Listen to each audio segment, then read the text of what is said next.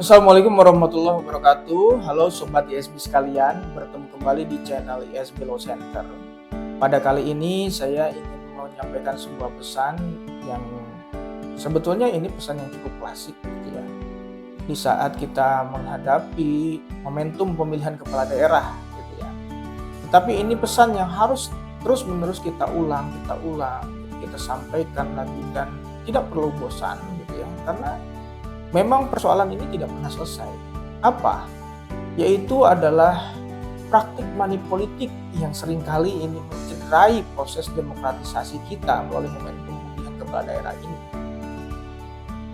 Ini seolah menjadi fenomena biasa yang celakanya selalu dianggap ini adalah satu perbuatan yang biasa saja. Dari setiap momentum politik itu, money politik itu suatu hal biasa. Nah, paradigma ini atau mindset ini yang saya kira cukup keliru dan harus kita kikis gitu ya, kalau bisa kita hapuskan.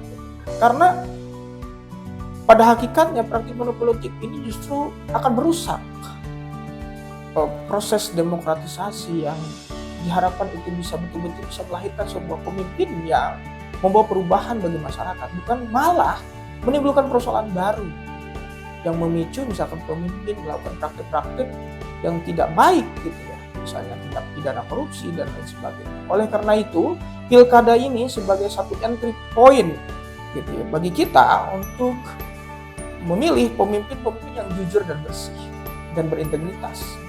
Karena dengan cara itu akan memastikan ke depan kita setidaknya memiliki asa ataupun mimpi perubahan di masa yang akan datang. Tapi kalau sejak awal dia misalkan ketika ingin meraih suara itu dengan menghalalkan segala cara termasuk juga melakukan praktik money politik, kita tidak bisa berharap banyak terhadap pemimpin seperti itu.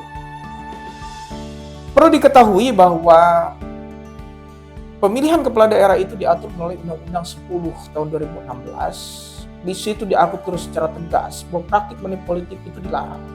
Kita bisa lihat di dalam pasal 187A ayat 1. Di situ diatur misalnya bagi setiap orang yang melakukan perbuatan melawan hukum, menjanjikan, memberikan uang atau materi lainnya dengan maksud untuk mempengaruhi pemilih untuk memilih seseorang atau tidak memilih seseorang atau bahkan tidak menggunakan hak pilihnya, itu dipidana.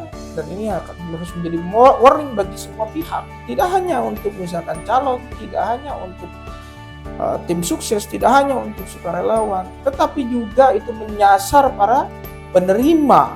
Oleh sebab itu hati-hati, mari kita kawal bersama, mari kita wujudkan pilkada ini bersih dan berjalan sesuai dengan koridor hukum yang berlaku, sehingga betul-betul pilkada ini bisa berjalan secara berintegritas, sehingga kita berharap ke depan pemimpin yang terpilih adalah pemimpin yang juga berintegritas, yang dapat membawa perubahan di masa yang akan datang,